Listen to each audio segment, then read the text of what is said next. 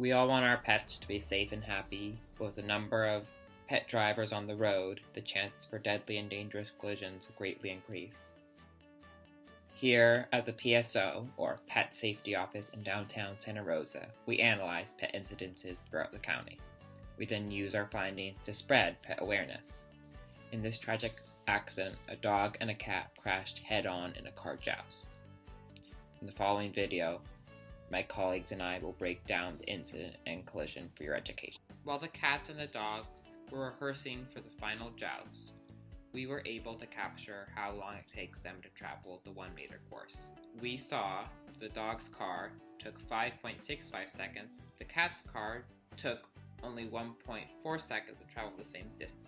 We then calculated the velocity of car A, the dog's car, by dividing the distance it traveled, 1 meter, by the time it took, 5.65 seconds.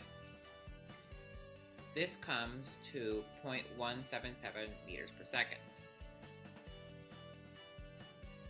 For car B, or the cat's car, we do the same process. It took car B just 1.4 seconds to travel 1 meter, so its velocity comes to 0.714 meters per second.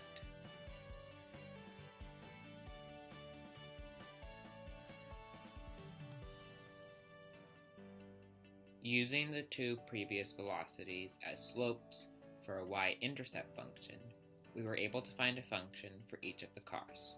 The function for car A was f of x equals 0.177x. For car B, the function was f of x equals negative 0.714x plus 1. Next, we put these two functions into a simple position time graph. As you can see, this is a helpful visual, but what we really needed to find out is when the cars were going to collide, or go boom.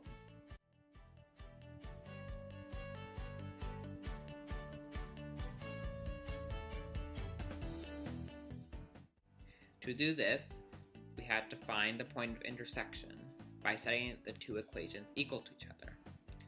In the end, after a whole bunch of math, we got the x value equal to 1.12 seconds and the y value equal to 0.2 meters. This means, if all goes perfectly, these two cars should collide at exactly 0.2 meters in the positive direction, and after 1.12 seconds have gone by.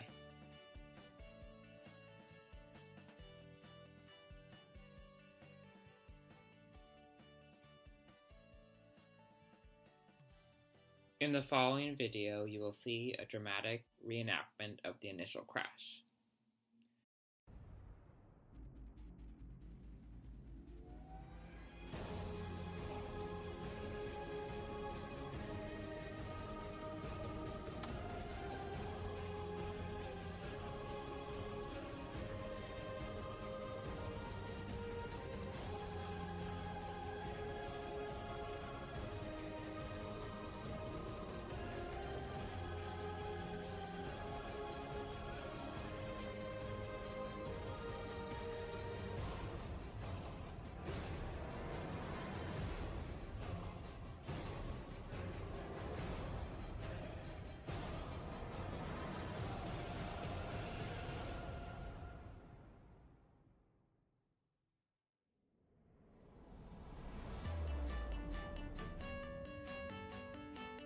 From the slow motion video, it is hard to tell if the crash really did occur at exactly 0.2 meters, but we can see that the impact was around the predicted point.